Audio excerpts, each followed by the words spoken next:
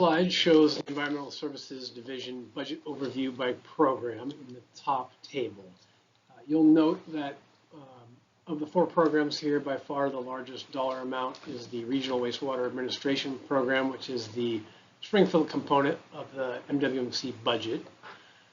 The Eugene budget and the capital budget is also contained in our overall budget. However, it's not shown here because it's not part of the environmental services budget. The table at the bottom shows a further breakdown of our budget. You'll see that personnel services have increased slightly. That includes PERS obligations and regular wages as determined through collective bargaining agreements. Our M&S has actually went down from the 24 amended budget. Utility billing services, which are the fees that we are charged by Springfield Utility Board for meter reads and whatnot, has went up slightly. And then our right-of-way fees, which are the fees we charge ourselves as a city for the privilege of putting stormwater and wastewater into our streets, have went up slightly. And then our internal and indirect charges actually went down slightly this year. I'm Megan Murphy, Environmental Services Supervisor. The Environmental Services Division oversees the city's Municipal Separate Storm Sewer System, or MS4 permit. This permit is a key component of the Clean Water Act and helps keep the McKenzie and Willamette rivers fishable and swimmable. The City of Springfield has a Phase 2 MS4 permit.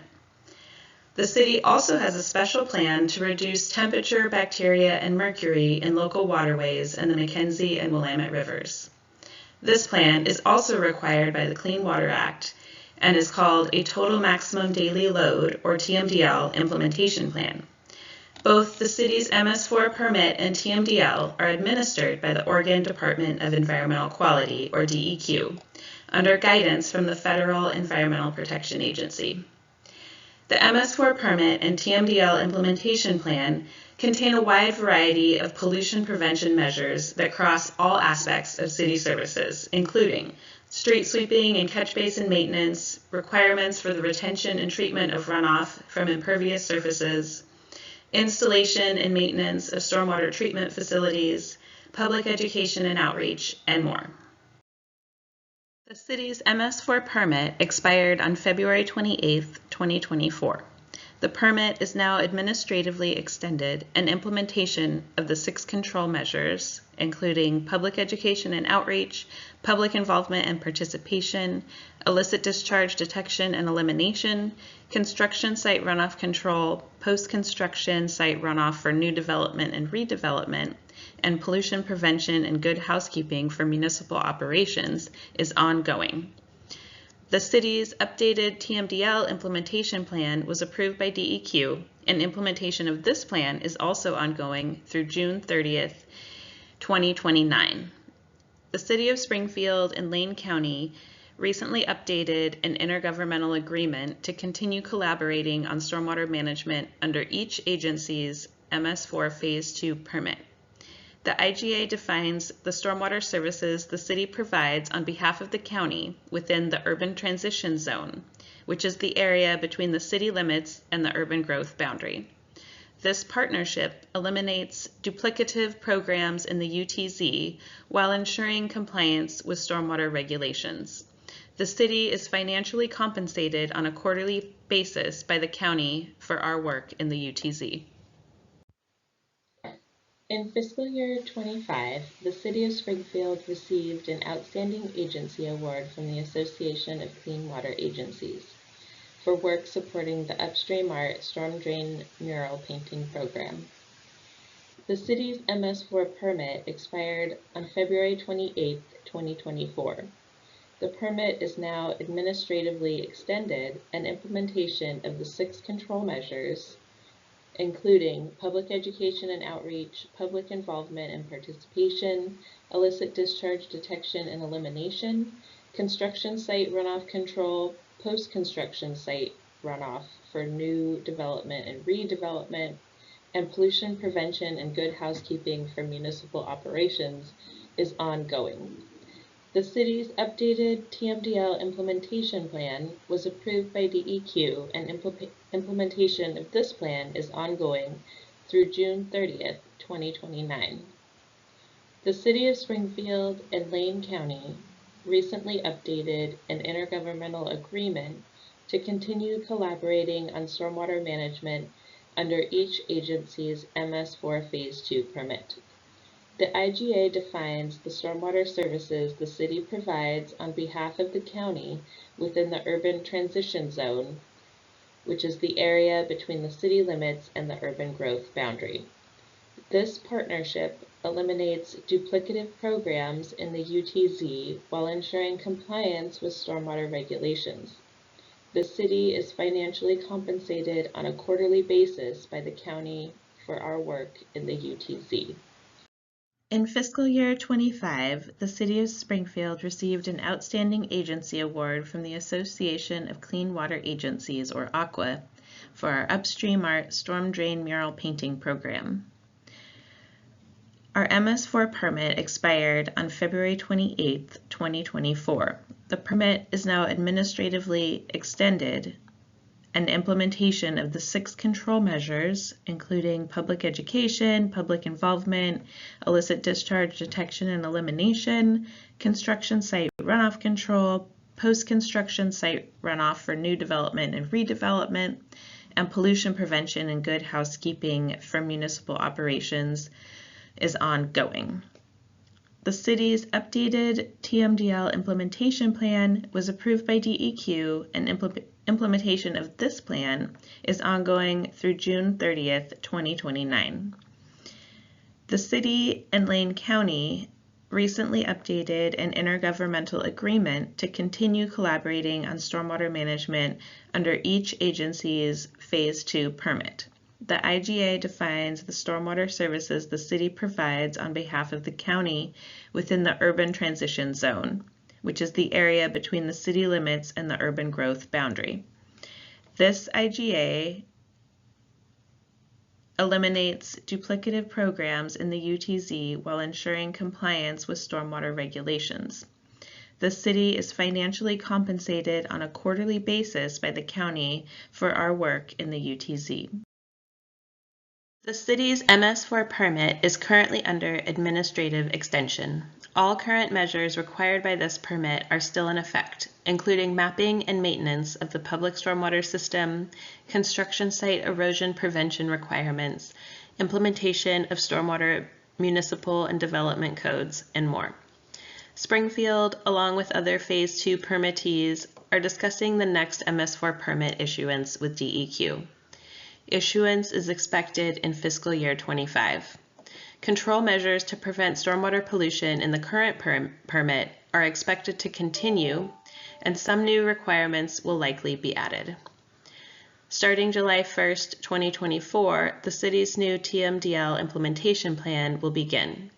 Strategies in this plan include inventorying and maintaining public trees, planning stream restoration projects, updating natural resource mapping, maintaining code protections for trees, riparian areas, and wetlands, and maintaining city-managed waterways, including planting and litter removal. While we are continuing to implement our current MS4 permit, Springfield and other Oregon Phase 2 permittees are discussing the next permit with DEQ, which is expected to be issued in fiscal year 26. Control measures to prevent stormwater pollution in the current permit will continue, and some new requirements will likely be added. On July 1st, 2024, the city's new TMDL implementation plan began. Strategies in this plan include inventorying and maintaining public trees, planning stream restoration projects, updating natural resource mapping, maintaining code protections for trees, riparian areas, and wetlands, and maintaining city-managed waterways, including planting and litter removal. Future years will be shaped by requirements within the city's MS4 permit. Increases in cost and staff time are expected, especially as the city's stormwater infrastructure grows with our urban area. Currently, Oregon DEQ is under a court order from EPA to update and replace the Willamette River sub-basin's temperature TMDLs, including those for the Upper Willamette Basin and McKenzie River. This will impact Springfield upon DEQ and EPA approval. Because a lack of streamside vegetation is a primary source of increased stream temperatures, additional requirements proposed in the replacement TMDLs include tree and shrub planting in riparian areas for shade and channel restoration projects. In addition, data has been submitted to Oregon DEQ for the listing of aquatic trash as a water quality impairment. This could result in a trash TMDL for the main stem Willamette River in the future, which would impact Springfield from the confluence of the Coast Fork and Middle Fork to I-5. Okay, we're going to pivot from the Springfield local environmental services component of the budget and begin talking about the MWMC's regional wastewater program. And I'll be presenting this budget to you as the executive officer of MWMC. And I'll be turning my camera off for the duration of the presentation. So the MWMC is a partnership between the cities of Eugene, Springfield, and Lane County. We have a service area that comprises the urban growth boundaries of both the cities of Eugene and Springfield, and we serve about 250,000 community members. We have a 7-member commission shown here that helps guide us and provides policy direction for us. They are made up of 3 elected officials from the partnering agencies of Eugene, Springfield, and Lane County, as well as 4 appointed citizen representatives. City Councilor Joe Pictionary is our current vice president and serves on our board, and Commissioner Doug Keeler is our Springfield citizen representative. In the partnership, Springfield is responsible for the administrative functions of the MWMC, which includes our annual budget preparation, our permit and regulatory implementation and compliance, development and delivery of our regional capital improvement program and construction projects, our public education and outreach functions, as well as our executive officer and general manager functions. Eugene is responsible for the operations and maintenance of all of our regional facilities and assets. We provide service to both domestic and industrial users, and we also provide service to mobile waste haulers and septic haulers from both inside and outside our urban growth boundary. Finally, in addition to Springfield staff working on behalf of the MWMC, Eugene has approximately 80 FTE that work at our regional facilities. So the MWMC is responsible for approximately $450 million in assets, and by far the largest asset that we have is our regional treatment facility, which is located at 410 River Avenue in Eugene.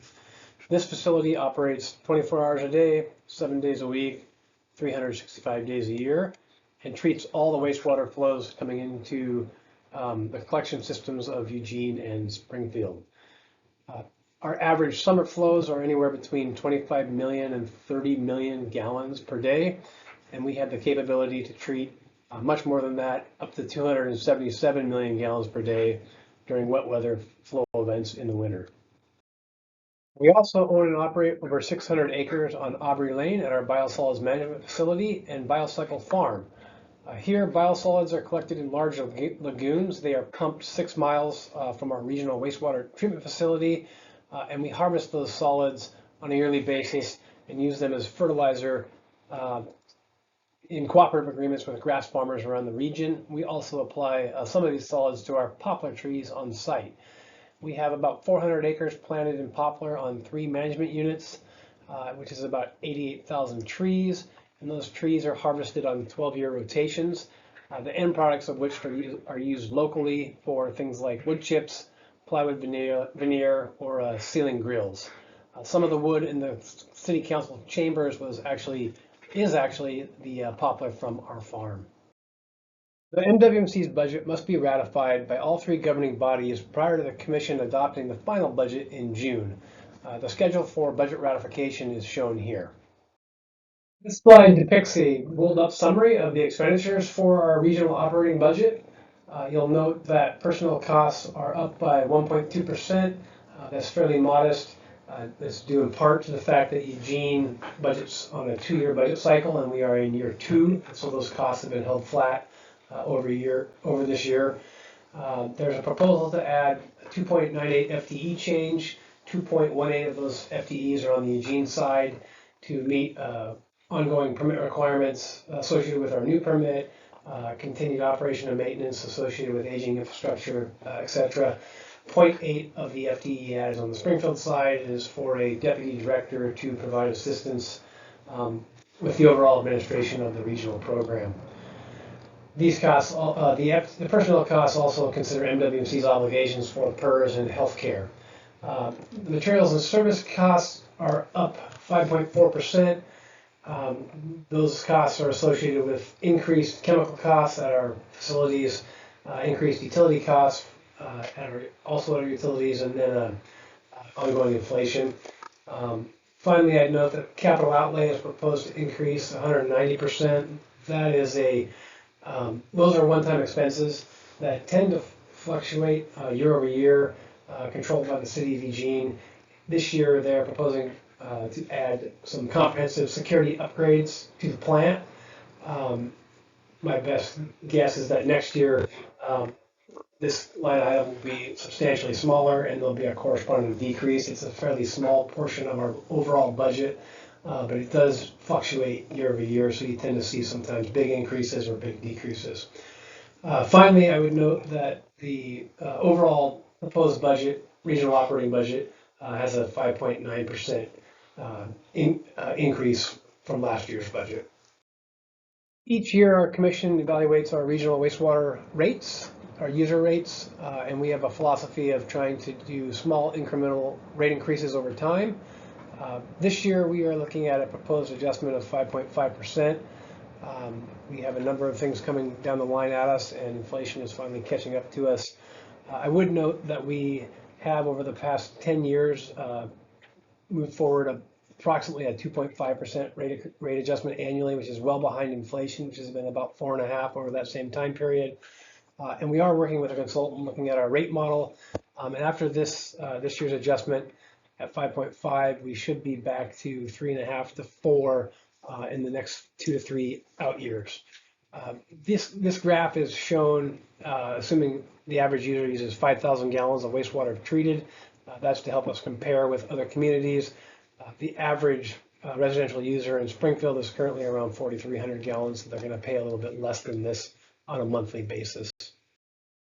Every year we do a rate comparison slide for our commission that helps us compare how we're doing with other communities, recognizing that not all the requirements we have are the same as other communities. We have probably more requirements than others. However, it is helpful to compare.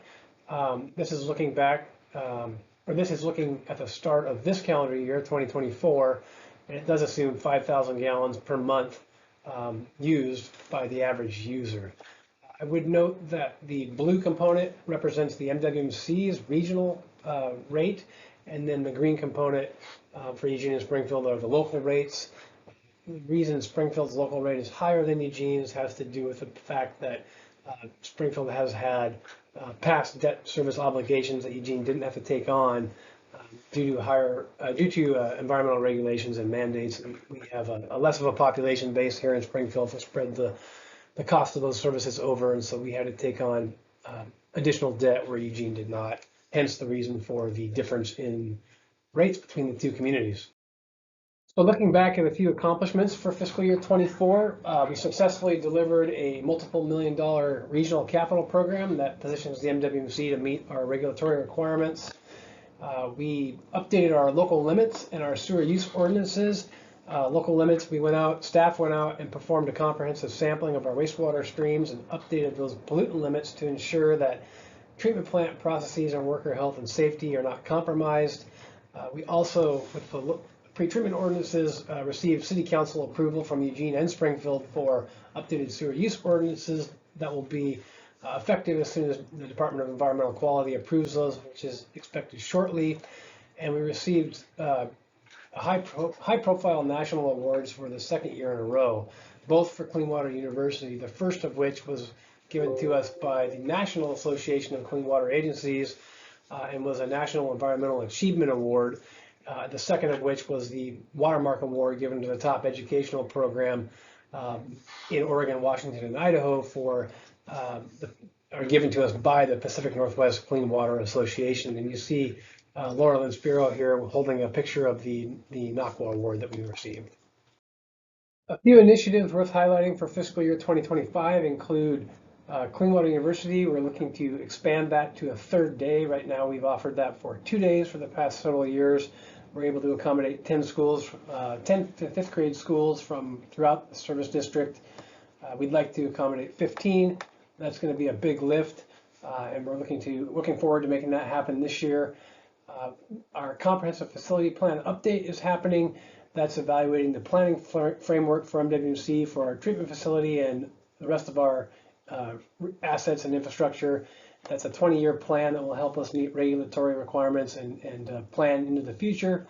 And then we are looking forward to continuing with permit compliance this year. We have a permit that was issued in 2022. It contains a number of permit requirements and milestones that need to be met each year. And we're working diligently to ensure that we continue to meet those requirements and advance that and move that forward. For the future 3-year considerations for fiscal year 26 to 28, we will be continuing to implement our 5-year CIP and working on maintaining our aging infrastructure. I'll touch on the CIP more in the upcoming slides. However, it's worth noting that much of our regional infrastructure is over 40 years old and is needing to be replaced or updated, and we are working diligently on that. Our facilities plan work that we're currently working on will result in the need for an updated SDC methodology, so that's something we'll be looking at in the coming years. And then we expect to, in fiscal year 27, receive a new renewed NPDES wastewater permit that will probably contain additional requirements for dealing with pollutants such as temperature, forever chemicals, also known as PFAS, and other things. And so that will definitely have an impact on our budget, and something that we'll be communicating about more in the future. I'd like to transition into discussing our capital plan. This slide shows the fiscal year 25 capital budget and 5-year CIP. The total 5-year CIP is $73 million. The majority of those dollars are for large capital projects at the plant.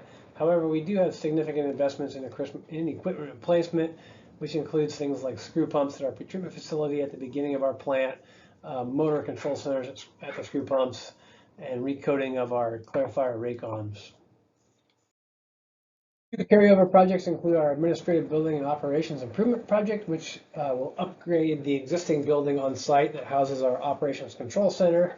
And then the aeration basins project will help us upgrade our secondary treatment train process, which is over 40 years old, with newer technology, communication, and equipment. One additional carryover project is our electrical switchgear and transformer replacement project. This equipment provides the electrical power source to all of our operations at the plant, and it is original construction from 1983. It is well past its useful life and at risk of failure, and therefore we are moving to replace it. So that concludes our Environmental Services Division budget. I thank you for watching and look forward to any questions that you might have as part of the budget committee process.